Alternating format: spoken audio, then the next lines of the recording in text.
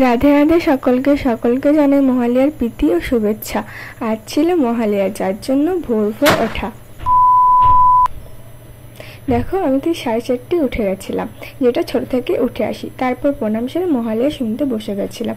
এখানে অনেকক্ষণ মহালয়া শোনার পর আমি চলে গেলাম বাইরে। ভোরবেলায় বাইরে পরিবেশ থাকে ঠান্ডা শীতল, যার জন্য মন শান্ত হয়েছে। দেখো, এখনো ঠিকভাবে আলোয় ফোটেনি, চারিদিকটা ঠিকভাবে বোঝা যাচ্ছিল না।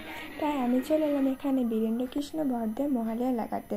তার কণ্ঠে মহালয়া বাঙালির কাছে আলাদাই অনুভূতি, তাই না? এরপর বাজি ফাটানোর জন্য আমি বাজিগুলো বার করে নিলাম। হ্যাঁ, এক মহালয়া শোনা আর এক বাজি ফাটানো, এই দুইয়ের জন্যই ভোরে ওঠা। আমি যাদের সাথে বাজি ফাটাই তারা এখনও কেউ ওঠেনি, তাই আমি এক হাতে ফোন নিয়ে এক হাতে বাজি ফাটাচ্ছিলাম। ফাটাতে ফাটাতে কি হলো জানো? আমি ভাবছি এখানে বাজিতে আগুনটা লাগেনি, আর দেখো আবার লাগাতে গেছি আর ফেটে গেছে। হ্যাঁ, যাই হোক, আমার লাগেনি।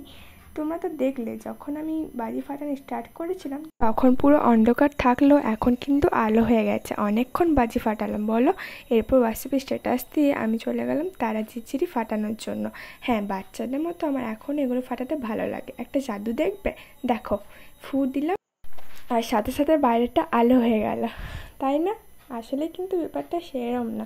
বেশ অনেকগুলি তারা ঝিরঝিরিও আমার জ্বালানো হয়ে গেছিলো, তাই চলে গেলাম বাইরে তোমাদের কিছু দেখাতে। দেখো, এখানে কত শালুক ফুল। তারপরে একটা বান্ধবী কল করে বলল, আসবি না বাজি ফাটাতে, উঠেছিস? আমি বললাম, সে কখন উঠেছি, তারা আসছি। তাই আমি চলে গেলাম রেডি হতে। এই দেখো, আমি রেডি রেডি আর কি, চুলটাই একটু আসে নিলাম, এটাই রেডি। ব্যাস, আর কি রেডি হবো ভোরবেলায় বলো? তারপর বাড়ি থেকে গুটি গুটি পায়ে বেরিয়ে পড়লাম আর চলে গেলাম যেখানে আমরা বাজি ফাটাই।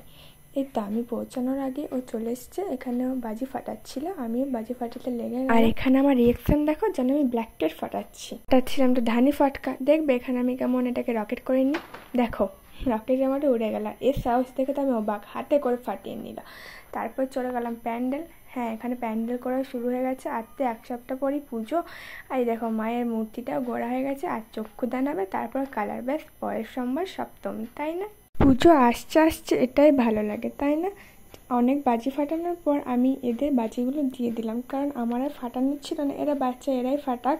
তারপর আমি চলে গেলাম বাড়ি, কারণ বাড়িতে এরপর অনেক কাজ আছে। তাই ভিডিওটা আমি এখানেই শেষ করলাম। তবে আজ আসি, টাটা।